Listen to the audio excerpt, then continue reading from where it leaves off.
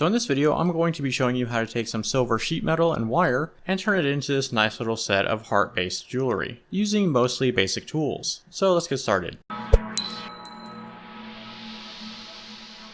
We're going to start with the ring, and to do that, we're going to need a ring mandrel, along with some 1.6mm round silver wire. I'm going to have to anneal this metal so it will be soft enough to wrap around the mandrel. And one good way to do this without melting your metal is to mark it with a Sharpie. And the reason for this is the Sharpie will burn off at around the temperature that your metal will be annealed, so you won't overheat it and melt your metal or make it develop a fire stain. With that done, you can just quench this into some water to cool it down so you can handle it, and you can start wrapping it around your mandrel. I want this ring to be a size 8, so I'm going to start wrapping it around the size 7, because you're never going to get it perfectly the right size, and it's usually going to be one size larger. And to make sure it's going to be the right size, I'm just going to slide it down to the size 8, which should stretch it out and open it to exactly where I need it. And to cut this to the right size, I'm going to be using some wire nips. This is going to be an adjustable ring, so it's going to overlap on either side, so I'm just going to cut off whatever looks good. And with that to my liking, I'm going to split them apart a little bit so there's a gap between the two. But now I need to cut out the heart patterns, and I actually made a stencil just for this to make hearts really easy to make. And I'll be cutting them out of a 1.44mm piece of silver. And on the stencil I'll be using the 6mm heart. And all I need to do is use a pencil to trace it, and I have a perfect design every time. And this is just so I don't have to print these out and glue them to the metal. To cut this out, I'm going to be using some size 3 jeweler saw blades, along with some blade butter to make sure everything is nice and lubricated. Cutting it out is pretty straightforward. All you need to do is follow along the outside of the line, and you should be good to go. And with that done, you should have your first little heart. As you can see, the heart will fit on the end of this wire pretty well. There is a small gap though. You can leave it like this and solder it, and it should work perfectly fine, but if you have some cut burrs, you can use those as well to round out the edges and make it have a seamless fit. And this will only take a second or two to shape them. And honestly, these are a really handy tool to have.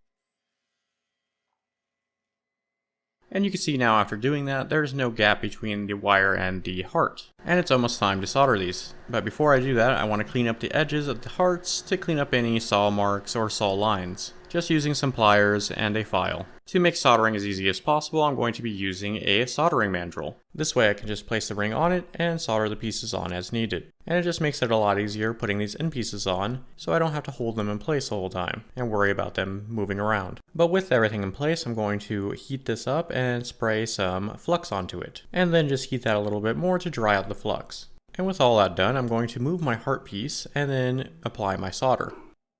I'm going to be using hard silver paste solder for this. And I'm just going to apply it right where the two pieces of metal are going to come together and move the heart back. And now it's just as easy as heating everything up until the solder flows and your pieces are joined together.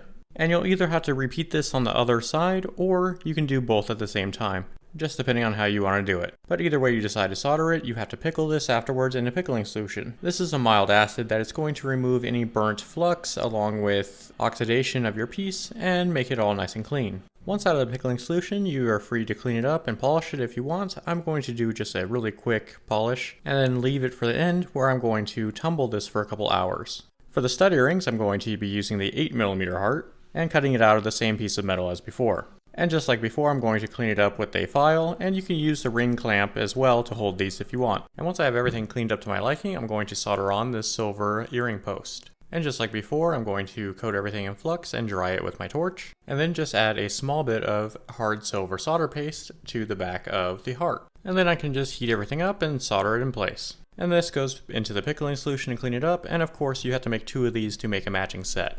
And just like the ring, I'm going to do a quick polish to these and then put them to the side. And for the last piece, I'm going to be using the 15mm heart from my template. And of course, I'm just going to saw it out just like any other piece. Besides, I'm going to be using a different saw blade, seeing that I'm using a thinner piece of metal that is 0.9mm thick.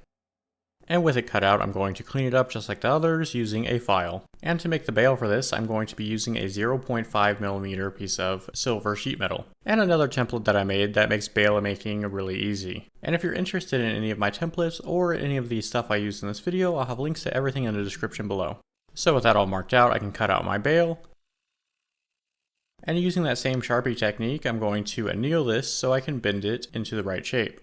Using the smallest bit on the bail making pliers, I'm just going to round this over using the bench pin as something to push against. And once I have a nice U shape to it, I'm going to use some parallel pliers to bring the tips together. And then with a blade of a knife, I'm going to split this open a little bit so it'll clip right onto the heart pendant. This can be a little finicky to get into the right spot, but once you do, it should look a little something like this. And now just to solder both of the points touching the bail to the pendant. And after pickling it, it should look something like this. So now just do a little bit of a pre-polish on this, and it's going to go into the tumbler. I'm going to be using steel shot for this because I want everything to come out nice and shiny, but if you're going for a more matte look, I really suggest using some hone and highlight, which are these little stone things, and it makes a very unique finish. So everything I just made will go into the tumbler with the steel shot and some water along with a drop of soap. And I let all of this tumble around for about 15 hours. And this is going to smooth out edges and corners along with make everything nice and shiny and kind of work hard in the pieces. But after that, here it all is. And this makes a great set of matching jewelry that is pretty easy to make and uses a very limited amount of tools. So I hope this video was helpful. If it was, leave a like. And if you have any questions about anything I did in this, leave a comment and I'll try to get back to you. Subscribe to my channel for more videos like this one, and I'll see you guys next time. Bye!